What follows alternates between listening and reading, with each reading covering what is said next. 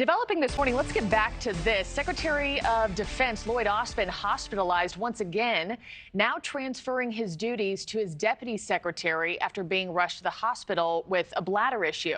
Let's bring in NewsNation's medical contributor, Dr. Dave Montgomery, who is a board-certified cardiologist. Dr. Dave, this is the second time the Secretary of Defense has been admitted to the hospital following his surgery. Based on the limited information that we have, could the prostate cancer and emergent bladder issue be related?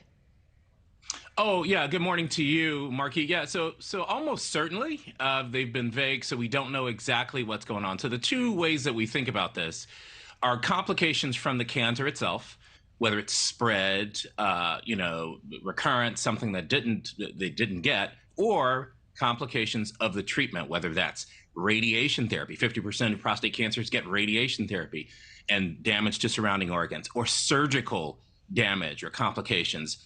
The secretary mentioned that there was a very rare complication. So sometimes nerves or other organs get involved that shouldn't necessarily be involved in a prostate surgery.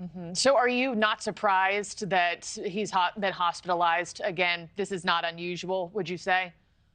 Well, I would say that it is probably not a common occurrence, but it is a complication that's known. So if you talk to urologists, they'll tell you that complications like infections, the secretary said, hey, I had a fever, I had chills. Those are signs of infections.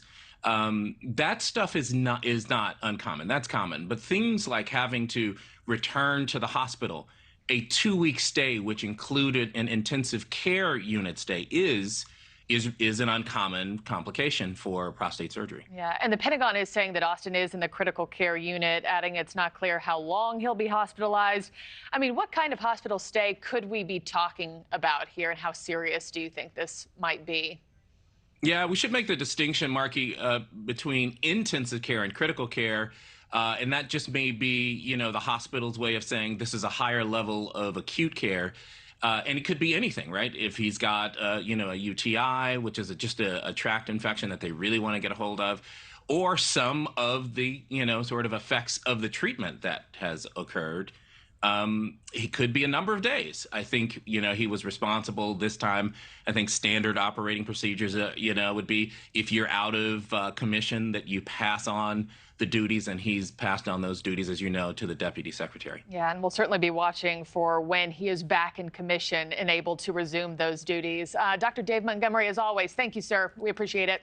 Thanks for watching, everybody. Go to joinnn.com to find NewsNation on your television provider. Also, don't forget to click that red subscribe button below to get more of NewsNation's fact-driven, unbiased coverage.